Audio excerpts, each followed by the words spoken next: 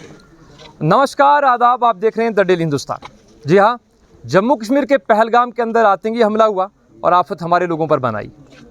उत्तराखंड हो, यूपी हो, हिमाचल हो, बहुत सारी जगहों पे भलेसा से खास करके एक मजदूर तबका जो है वो मजदूरी करने जाता था, अपना रोज़गार चलाता था। लेकिन कहीं ना कहीं पहलगाम के अंदर जो हुआ उसके लिए तो सभी खेद प्रकट करते हैं। जम्मू कश्मीर के अंदर चाहे मुस्लिम हो या हिंदू हो, उन्होंने बढ़ चढ़कर सड़क पर निकले। उन्होंने भारत की सपोर्ट में जो है खास करके जो निर्मम हत्याएं वहाँ पर हुई उसके विरोध में जो है अपने प्रदर्शन दर्ज किए। लेकिन उसके बावजूद जो है खास करके भलेसा डोडा से मैं देख रहा हूँ कि बहुत सारे मजदूरी तबका जो है आज मीडिया के सामने आने को विवश है, क्योंकि ये एक मुस्लिम समाज से ताल्लुक़ रखते हैं और इनका कहना है कि उत्तराखंड सरकार ने खास करके जो है इन पर जो है वो बैन लगाया है कि वहाँ पर मुस्लिम तबके के लोग जो है काम करने नहीं जा पाएंगे। और ये लोग जो है वहाँ पर काम करने जाते थे, क्या काम करते थे वो तो मैं इन्हीं से पूछूंगा, और उसका इन पे कितना असर पड़ रहा है वो भी इनसे जानने की कोशिश करें, क्योंकि ये लोग अब वहाँ पर जा नहीं पाते क्योंकि वहाँ पे प्रतिबंध लगाए गए हैं। क्या नाम है सर आपका? शाहनवाज सर। शहनवाज भाई, कितने सालों से आप उत्तराखंड जाते थे और क्या काम करते थे और क्या वजह है, क्या बोल रहे हैं वो आपको वहाँ पर? सर हम 15-20 सालों से वहाँ जाते थे। लगभग 9-10 हज़ार लोग यहाँ से जाते थे वहाँ।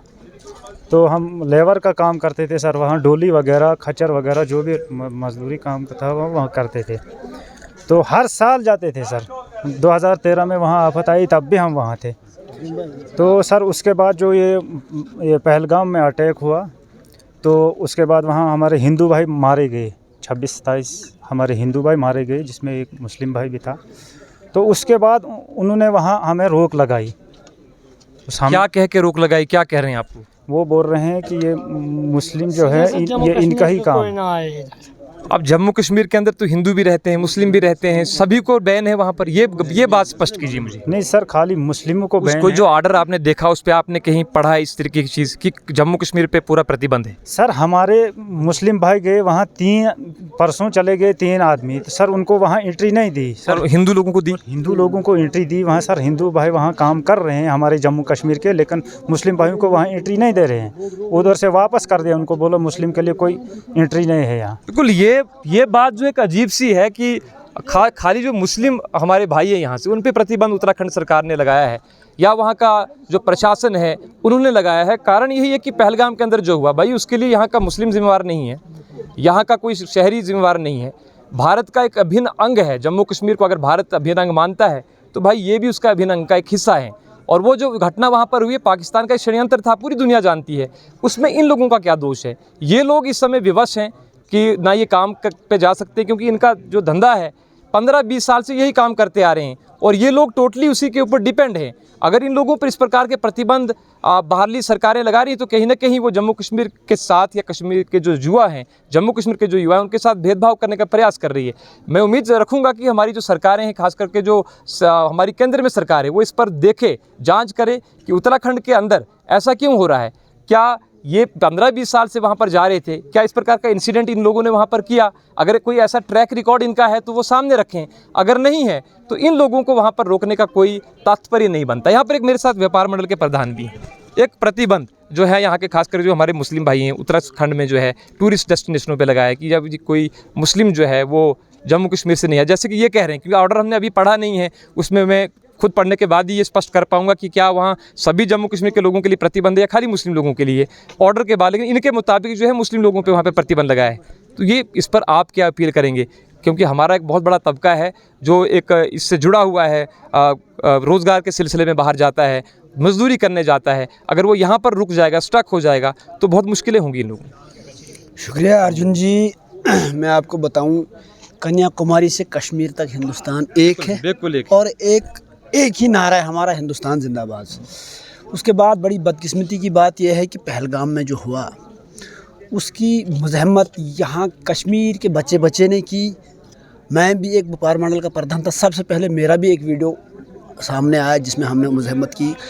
और वो हमला जिस गर्ज़ व गाइद से किया गया कि यहाँ के भाईचारे को फूट पड़े, मुझे लगता है जिन लोगों ने वो हमला किया है वो किसी हद तक कामयाब हो गए। हमारे भाईचारे को तोड़ने में वो कामयाब हो चुके हैं, वो अपने मकसद में कामयाब हो चुके हैं। अब हम हिंदुस्तानियों को ये समझना है कि भाई हमारे दुश्मन की चाल क्या थी कि हमारा यहाँ का भाईचारा टूटे, जम्मू कश्मीर का बंदा जो है वो उत्तराखंड का ना रहे, उत्तराखंड का जम्मू कश्मीर का ना रहे। हमारी रियासत के अंदर कितने बैरूनी रियासतों के यहाँ मज़दूर हैं, यहाँ बिज़नेस करते हैं, यहाँ काम करते हैं।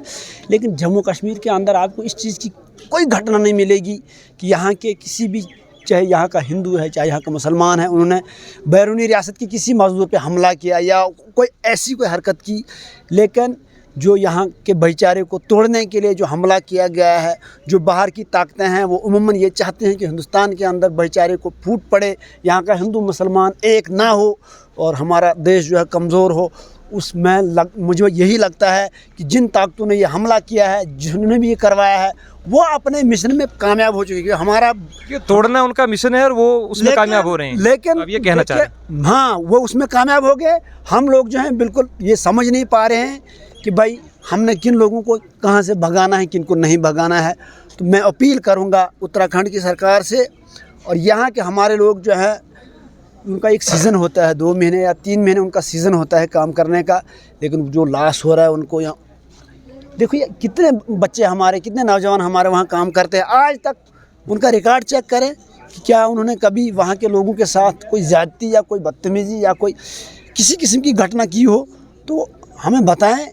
लेकिन ये एक बदकिस्मती है हमारी कि दिन ब दिन जो है माहौल जो है ख़राब किया जा रहा है और किलिंग कहीं होती है, उसकी आड़ में पूरे मुल्क के अंदर एक कम्युनिटी को टारगेट बनाया जाता है। हम लोग जो हैं मुज़म्मत के लिए भी आते हैं, लेकिन हमें वहाँ से जवाब मिलता है कि आप लोग दोगलापन करते हो। मेरी यही गुजारिश है उन लोगों से, चाहे वो हिंदू कम्युनिटी के लोग हैं चाहे मुस्लिम कम्युनिटी के लोग हैं, जो एक दूसरे को शक की नज़र से देखते हैं, ये चीज़ें बंद करो। हमने अपने मुल्क को आगे बढ़ाना है, हमने अपने इलाके को आगे बढ़ाना है, हमने अपने बच्चों को आगे बढ़ाना है। हमारे पास इतना टाइम नहीं है, हमारे पास अभी वो वक्त नहीं है कि हम ये जो हैं ये गलत चीज़ें करें, अपने मुल्क को कमज़ोर करें। जो भी गलत कमेंट्स करते हैं, मेरी गुजारिश है उनसे कि आप हिंदुस्तानी बन के रहिए। जो लोग गलत हैं वो हर हालत में फंसेंगे और उनके खिलाफ़ कार्रवाई होगी। लेकिन जो दूरियां पैदा करने की कोशिशें हो रही हैं, ये ऐसी चीज़ें बिल्कुल नहीं होनी चाहिए। हम इसकी बिल्कुल मज़म्मत करते हैं। बिल्कुल, मैं थोड़ा सा यहाँ से एमएलए साहब से इसका रिएक्शन लेना चाहूँगा। यहाँ पे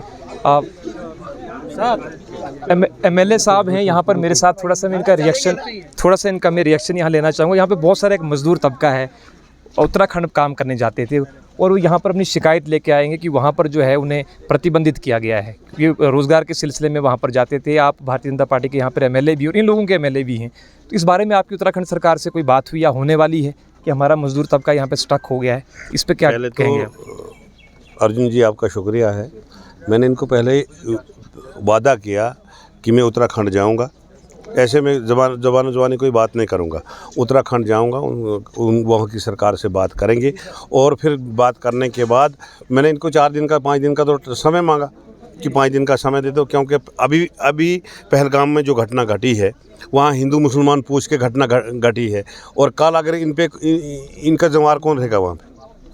तो इसलिए इनको मैंने कहा कि वहाँ जब हम बात करेंगे कोई ऐसा सलूशन निकालेंगे जिससे ये भी सेफ रहे और हाँ मतलब कोई नुकसान भी ना हो। पर कहीं ना कहीं ये गलत है, खास करके जो डोडा ज़िले का एक ट्रैक रिकॉर्ड रहा है, तो इन लोगों को भी कश्मीर के साथ ही सीधा अटैच किया जा रहा है बाकी स्टेटों में। इन चीज़ों पे तो थोड़ा देखना चाहिए। जम्मू कश्मीर जो है एक ही है सारा, यहाँ डोडा भद्रवा कश्मीर वो वायदा नहीं होता है। आज हमें अगर जाने जाते हैं तो हम कश्मीर के नाम से ही जाने जाते हैं, ख्वाह वो जम्मू है, ख्वाह वो डोडा है, ख्वाह वो कश्मीर है।